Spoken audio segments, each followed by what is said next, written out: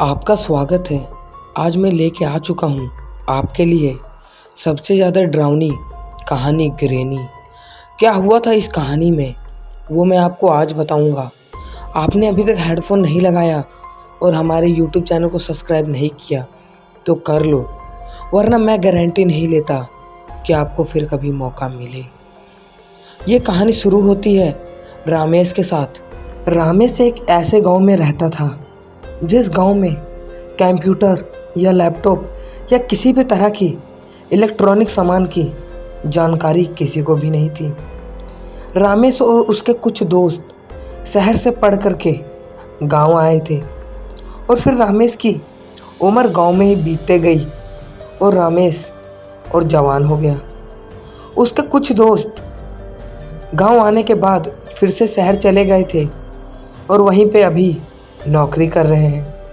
पर रामेश के परिवार अब उतने अमीर नहीं रहे, इसलिए रामेश गांव में ही खेती बाड़ी करके अपना गुजारा करता था और उसके परिवार गांव में ही रहते थे। इसलिए रामेश को अब लगता है कभी शहर जाने का मौका नहीं मिलेगा।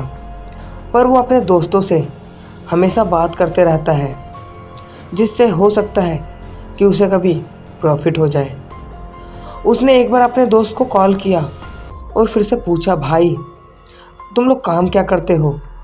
तो रामेश का दोस्त संदीप बताता है कि रामेश हम लोग यहाँ पे कंप्यूटर की जॉब करते हैं। जैसे हम लोग बचपन में कंप्यूटर चलाया करते थे वैसे ही अभी हम लोग कंप्यूटर का जॉब कर रहे हैं। तू भी कर सकता है, तू शहर आ जाए तो।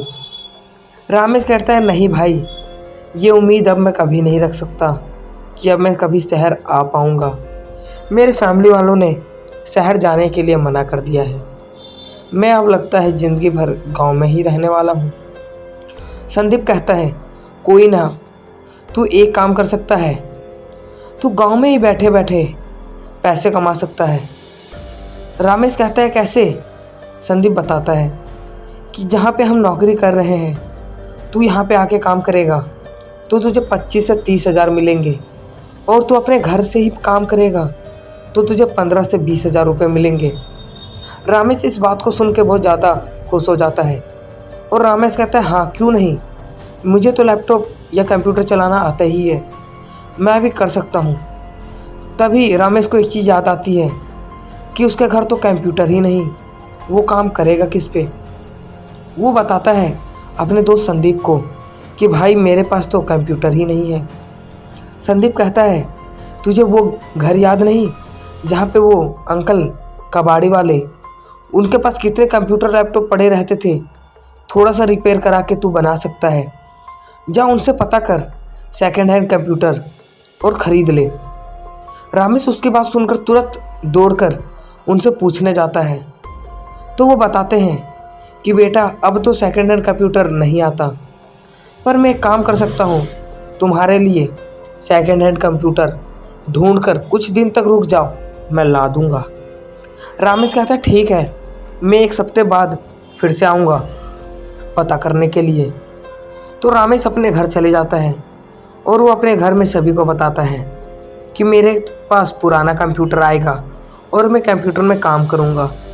उसके मम्मी पापा उसे परमिशन दे देते हैं और 7 दिन बाद रामेश कंप्यूटर लेने के लिए चला जाता है।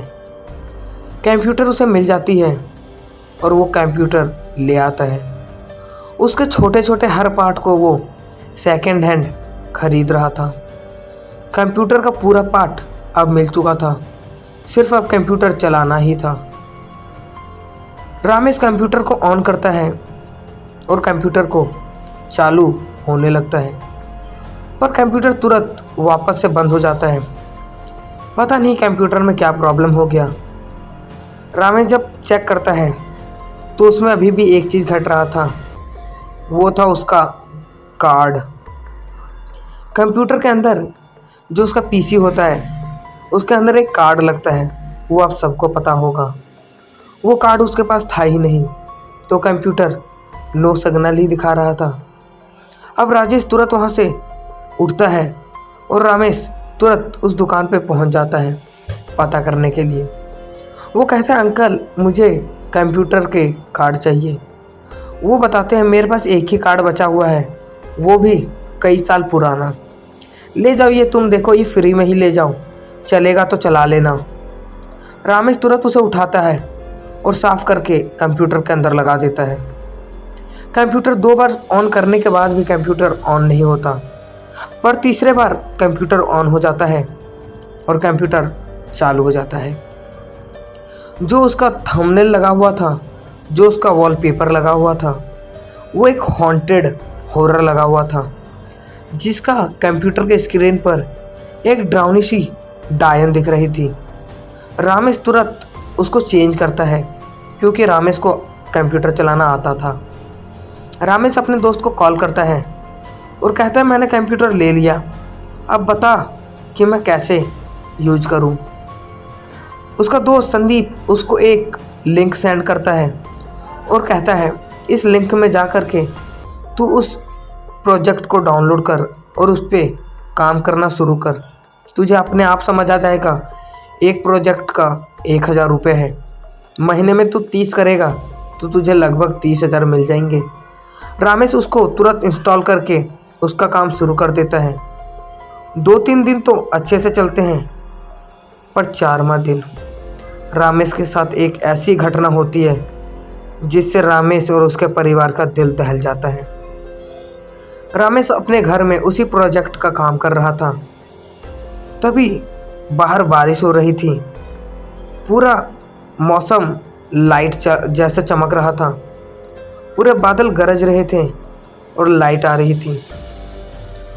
तुरंत कंप्यूटर में लाइट चली जाती है और पूरे घर का लाइट भी चला जाता है, पूरा घर अंधेरा पड़ जाता है।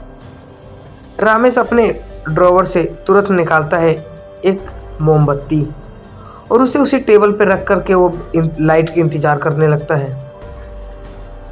लाइट तो घर में आती नहीं, पर कंप्यूटर ऑन हो जाता है और रमेश कंप्यूटर को चलाने लगता है। रमेश ध्यान नहीं देता कि घर में तो लाइट ही नहीं है, तो कंप्यूटर में कैसे है। रमेश जैसे कीबोर्ड पे अपना उंगली को रखता है, वैसे ही पूरी करंट उसके शरीर में फैल जाती है और रमेश कंप्यूटर के उसी कार्ड के अंदर घुस जाता है और वो कंप्यूटर के अंदर ही पूरा चला जाता है। उसका शरीर तो बाहर ही था, पर उसकी आत्मा कंप्यूटर के अंदर चली गई थी। पूरे कंप्यूटर के अंदर एक ऐसी दुनिया जहाँ पे रमेश खड़ा था, वो एक हॉरर दुनिया थी जहाँ पे पूरे पेड़ काले पड़े हुए थे, जले से दुनिया था, पूरा दुनिया जला हुआ था। रमेश उसे देख करके डर जाता है और वहाँ से भागने के लिए रास्ता ढूंढने लगता है, पर वहाँ से भागने का कोई भी रास्ता ही नहीं था, क्योंकि वो एक ऐसे दुनिया में फंस चुका था जहाँ से निकलना नामुमकिन था, क्योंकि वो एक स्क्रीन के अंदर था। उसका आवाज़ उसी के कंप्यूटर स्पीकर से बाहर आ रही थी। वो चिल्ला रहा था, वो चीख रहा था। उसके मम्मी पापा उसकी आवाज़ को सुन करके उसके रूम में आते हैं और देखते हैं तो वो कंप्यूटर के अंदर था।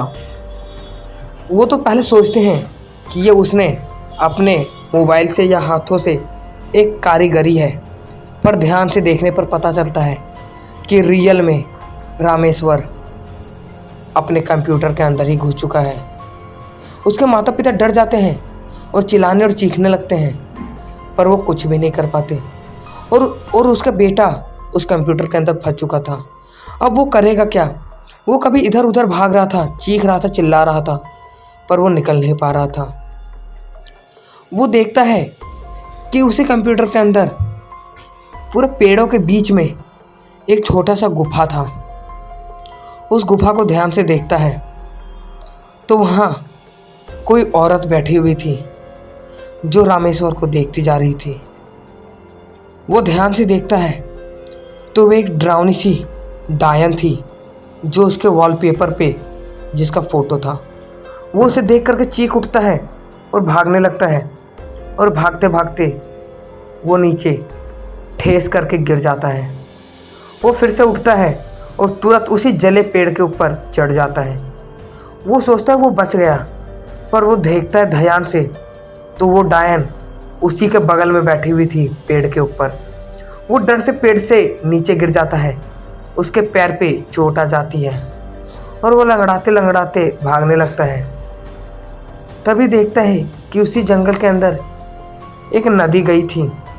वो उस नदी के अंदर डूब जाता है और उधर सोचता है कि ये नदी जहाँ पे भी जाएगी मैं बह करके वहाँ चला जाऊँगा, पर इस दुनिया में नहीं। वो देखता है कि नदी के अंदर एक बड़ा सा सुरंग था। वो उस सुरंग के अंदर घुस जाता है और घुसते घुसते वो एक ऐसी दुनिया में पहुंचता है जो पूरा सफ़ेद रंग का था, जहाँ पे पेड़ भी सफ़ेद थे, वो दुनिया भी सफ़ेद था। वहाँ पे भी उसी तरह एक गुफा था और गुफे के अंदर एक लड़की जो सफ़ेद रंग के ड्रेस में वहाँ पे बैठी हुई थी, वो भी एक डायन थी। रामेश्वर पागल हो चुका था कि वो जाए तो जाए कहाँ। वो भागने का पूरा प्रयास करता है पर वो कहीं भी भाग नहीं पा रहा था। वो सोच लेता है कि मैं नदी के अंदर इस बार नहीं जाऊंगा। लास्ट में वो मजबूरी से थक चुका था, वो कुछ कर भी नहीं पा रहा था।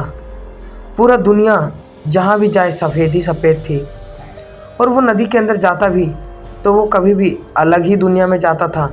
वो कभी भी कंप्यूटर से बाहर नहीं निकल पा रहा था। वो डिसाइड करता है कि मैं मर जाऊंगा, इससे अच्छा इन भूतों के साथ रहने से अच्छा कि वो मर जाए। वो जाता है और नदी के अंदर अपनी सांस को छोड़ देता है और ऑक्सीजन लेना वो बंद कर देता है। उसका दम घुटने लगता है और वो वहीं पे मर जाता है।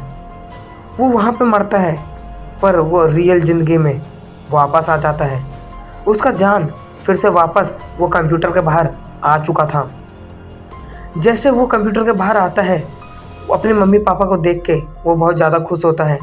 अपने कंप्यूटर को वो वहीं पे तोड़ देता है और उसी कबाड़ी के पास बेच देता है। उसके बाद से वो कभी भी कंप्यूटर खरीदता नहीं। यही थी रामेश्वर की डरावनी भूतिया कहानी।